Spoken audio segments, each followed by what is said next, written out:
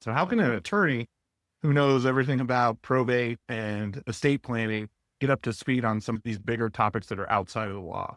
Yeah. So I do think one thing, I mean, this is going to be very self-serving, but I do think we have a lot of great education about that. Both our conferences, but also through our memberships, like people can give access to that.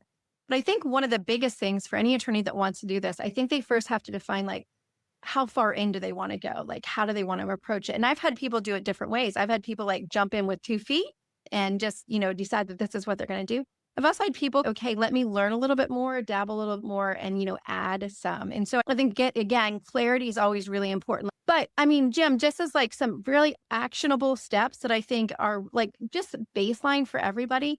I think really understanding what is dementia and what are the different parts of dementia, like what are the different things.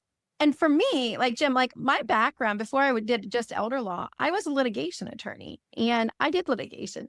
So like I remember I did insurance defense. There was a young child drowning in a swimming pool and it was horrible. But I learned everything about fences, knobs, how high is a fence, what's the zoning say? Like, so as attorneys, like sometimes when I say to somebody, I think you should learn about this, they're like, oh no, I'm an Right. attorney. I say no. I say like that fundamentally, like in order to do the substantive, you have to learn about that.